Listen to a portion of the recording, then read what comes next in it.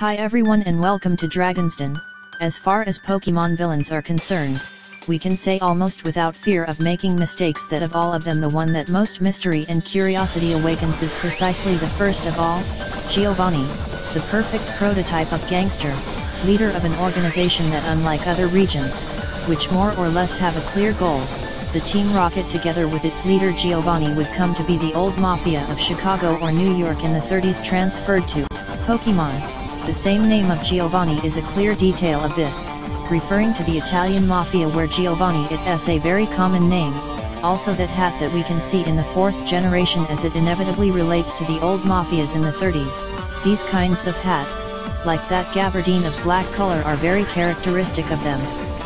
In this video we will talk in depth about the eternal leader of Team Rocket in the games, not in the anime, although we will use it to explain the origin, the foundation of Team Rocket, due to Giovanni was not exactly the one who founded the organization, was his own mother, called Madame Boss, 20 years back in time, so if we consider the events of anime and early games, which emerged in 1996, if we take this date as valid also within the games, actually the foundation of Team Rocket it would go back to much earlier, around the year 1975 or 1976.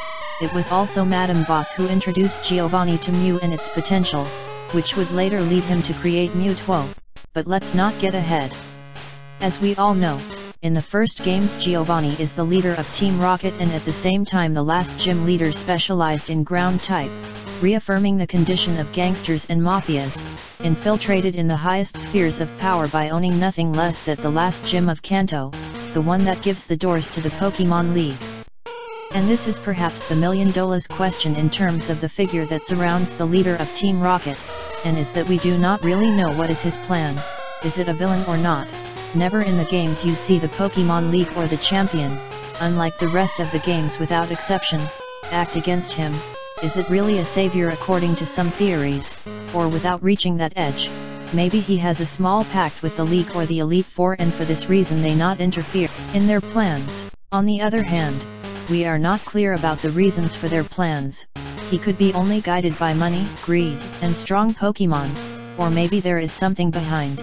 Let's say that Game Freak has presented Giovanni with many faces, in anime movies was simply a greedy villain leader, who only wanted power without really being able to control it, and really staying pretty bad in the official movies when he came out, especially in the movie Mewtwo Returns where sincerely the figure of Giovanni was disappointing, showing greedy, impatient and without that aura of always being one step ahead of us and have everything under control that we could see in the games, in which this Giovanni is rather more mysterious and leaves more things in the air, getting to put this character as a gentleman and an honorable leader, who will defeat you justly and with all of the law as in Pokemon Dark Violet, which shows a good balance between a powerful mafia leader who at the same time follows some principles and values. This is in my opinion the vision that we all want and expect from Giovanni, the Giovanni who is always one step above you, who controls all the variables and possibilities, the Giovanni of whom we never know the scope of his real power and if you get to win it is because he has wanted this. We do not know what kind of experiments and new invincible Pokemon can be brought up and launch against us at the moment of truth. I cannot avoid thinking about this vision of the Team Rocket leader actually is very close to reality. Certainly in the games it gives me the feeling that he never fought with us at his prime. For example in our last gym fight against he even uses his Kangaskhan, using Pokemon as Rehorn or Dugtrio in that fight that are inferior to the Kangaroo Pokemon, despite of being an exclusive battle of land types. The truth is that this is not fair for someone like Giovanni. But let us go back to the original question, sticking to what happened in the games, strictly in Pokemon Blue, Red, Yellow, Fire Red and Leaf Green or even Heart Gold and Soul Silver. What does Giovanni intend? What are his plans? When he dissolves Team Rocket and disappears, where is he going and what is he planning? The answer to this question is so diffuse and elusive that even in 2 series officially made by Nintendo, and both considered faithful to the games, contradict each other as to the character of Giovanni. We are talking about Pokemon Origins and Pokemon Generations, the first one totally faithful to the first Pokemon games, and the second one perhaps a little less but equally based on the games. This is seen in details as when Dragonite defeats all Team Rocket Pokémon in one blow except Magnemite, due to its ability Sturdy that allows it to hold a blow at least with full health points like in the games.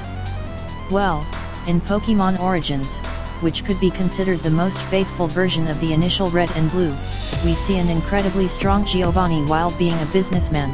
Nothing new in the horizon except for small details revealed from his childhood, in which like our protagonist loved Pokémon battles, reliving those moments in his fight with Red, and causing all of this the dissolution of Team Rocket. This could have happened in the games perfectly, since the intentions of Giovanni are to dissolve the Team Rocket and dedicate themselves to the study of the Pokémon as he tells us. Nevertheless, a new possibility is opened on the horizon, the exposed in Pokémon generations that it would also be valid for games, where a much more ambitious Giovanni promises to reform Team Rocket and assemble a more powerful and better structured team and organization, as we see in that great family conversation with Silver. Then, with which of these two positions can we stay? What happened with Giovanni from Fire Red and Leaf Green until the current timeline of Pokémon with Giovanni? Perhaps to answer and understand in a better way the aspects that imply this question, it is convenient to analyze his Pokémon team and what its main Pokémon represent.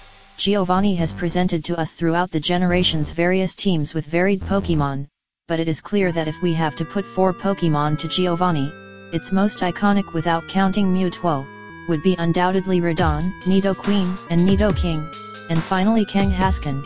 These 4 Pokémon together can help more than it seems to understand the personality and even confirm some plans that Giovanni had throughout the game, and in the long run to deduce what happened to him both in the present and in the future. Let's also note that these 4 Pokémon casually share a certain resemblance in design, being from the same egg group also. Several features of one can be found in others, as if they belong to the same family, the same subspecies of Pokémon. Let us start with Radon, the Pokémon with more pure physical power, putting together attack, defense, and health points of all the original Kanto, perfect for Giovanni, a powerful and destructive Pokémon. But not only that, one of the designers of the first games, Ken Sugimori, confirmed that Radon was the first created Pokémon, that's why it appears permanently as a Radon statue along the entire region, and is the one that could be considered the official symbol of the Pokémon League. Appearing in all the entrances of all the Pokémon gyms and especially in the gates of the Pokémon League, in the battlefield against Lance, the last member of the Pokémon League Elite Four, and that Pokémon is the main and last one used by Giovanni in the last gym. What can we get out of all this? This could be a sign that Giovanni and the Elite Four are actually more related than it seems, and perhaps their reasons are not simply to steal and make money. A deeper reason whereby the high positions of Kanto are aware and therefore they have never been seen acting against Team Rocket unlike all the other regions. Lance 3 years later in Kanto with the Team Rocket and without Giovanni. Steven in Hone with Team Aqua and Magma where we even fight at his side against the villain team. Cynthia against Galaxy Team, where she enter into the distortion world. Or Alder with Team Plasma, having conversations with Getkais or fighting against N. None of these actions are not seen in the original Kanto. But let's move on to the next 2 main Pokémon of Giovanni, Nidoking and Nidoqueen. When I think about these 2 Pokémon, several words come to my head. Hierarchy, distinction, or variety are some of them. The truth is that these Pokémon are pretty precious for all Kanto. We can see many trainers with Nidorinos and Nidorinas, and someone tells you that it would be incredible to evolve them with a Moonstone, but ultimately the only trainer, talking about the original versions, who owns the 2 together in the same team is Giovanni. This exclusiveness was broken in Fire Red and Leaf Green when in a double battle at Victory Road a cool trainer couple uses both Nidos, or through the Versus Seekers some other trainers could use them. They do not have the strength of an starter, but are clearly at a different level of Fearow, Raticate, Marowak, Golbat, Clefable or Dodrio that the best Kanto trainers could use, even with superior stats than Pidgeot, Raichu, or Weezing for example, perfectly reflect that control and variety that could have Giovanni, being able to learn almost any movement so much electric as fire, water, ice, earth, or poison. In front of Venusaur can hit you with Ice Beam or Flamethrower, or front Blastoise and Charizard with Thunderbolt or even Surf against like in Pokémon Origins. Even all its statistics are balanced. for me they will always be the model Pokémon of Team Rocket and Giovanni. But his last characteristic Pokémon is for me the most important and the one that more clues can give us along with Radon about what Giovanni did, thought, and was planning. Kangaskhan. If I had to summarize in a few words the relation of Kangaskhan, perhaps the strongest Pokémon of Giovanni and maybe his hardest Pokémon in first generation, would be betrayal, suffering, concealment or conspiracy, and as I said, it is not usually taken into account this detail when we talk about the theory that relates Cubone and Marowak with Kangaskhan, and it seems to me that one of the most conclusive proofs of this is the first battle we have against Giovanni in the Rocket Casino Underground. First impressions are very important, and the first time we saw a Pokémon like Kangaskhan was in that combat. Certainly in statistics removing special attack would be like Nidoking or Nidoqueen, but even more powerful and resistant. It is not understood why the strongest Pokémon of Giovanni increasingly takes less prominence in his team to the point of disappearing out of his official team, out of the Celebi event team in Heart Gold and Soul Silver, and out of the final boss team of Giovanni as Team Rainbow Rocket boss in Ultra Sun and Ultra Moon. This Kangaskhan, and all the strange things that are not clear around his shade. The first thing that comes to my mind is Silph in Saffron City. Everything in that place seems suspicious, from its characteristic music to what some scientists say going through the infrastructure or the Silph scope, created by Silph as its name implies. Going back to Giovanni, unconsciously I relate all this with that Giovanni and Team Rocket can hide much more than we imagine, showing us only the tip of the iceberg. But of course we have also Mewtwo. Mewtwo would become the secret weapon factor, which will differentiate Giovanni from the rest of Kanto trainers, and will surpass the power of the then untouchable Mew, Dragonite, and the legendary birds. Unlike the other villains of each region that make use of the forces of nature to achieve his plans, Giovanni breaks this barrier and making use of all the resources available for his organization, and thanks to the genetics and DNA of Mew he creates a unique Pokémon. With what purpose? Clearly in the movies it seems to be purely for power. In the games things are not so clear. We will not talk about theories because we could not finish the video, but nobody discards that it is really to save Kanto from other criminal gangs that, as we see in Ultra Sun and Ultra Moon, their leaders may be able to have legendary Pokémon of a level 680 base stats, that Kanto without Mewtwo does not have. Something that strikes me is that the Cerulean Cave is guarded by a cool trainer who seems to be a Pokémon League envoy, so we can conclude that the Elite Four had knowledge about Mewtwo and perhaps of what was intended to be done with the most powerful Pokémon of the time, maybe it to save or to destroy the region. Mewtwo would be the origin of wild Pokémons at level 70, and with a reason. The Elite Four members and the champion Pokémon have levels between 50 and 60, being in first generation the Dragonite of Lance at level 62 and the starter of our rival at level 65, the maximum representatives of the Pokémon League, without reaching any of them the level or the power that the wild Mewtwo at level 70 at Cerulean Cave has, so we can deduce that, in case of using Giovanni this Mewtwo, he could conquer the region. Of course, it seems to me one of the most interesting fictions in this world to see what would have happened in a final fight between the entire Elite Four and Mewtwo. See how the best trainers in the region manage to deal with the impossible psychic powers of Mewtwo, the hard training and the maximum experience of the Elite Four in front of the genetic limits and the experimentation in the shade. It would be a great story.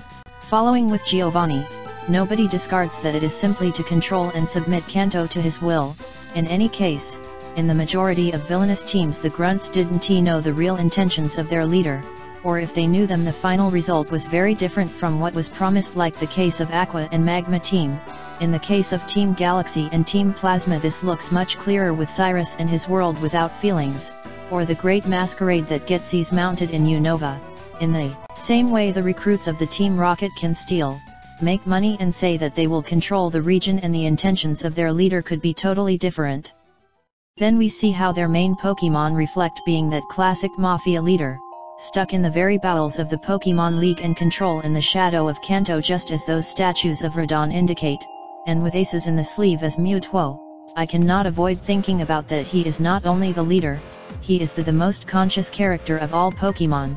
When he makes a small reappearance in the Pokémon World Tournament of Unova and we beat him, he tells us to always remember that no matter How strong and powerful we are, there will always be someone superior at some point, and sooner or later all fall for a first time.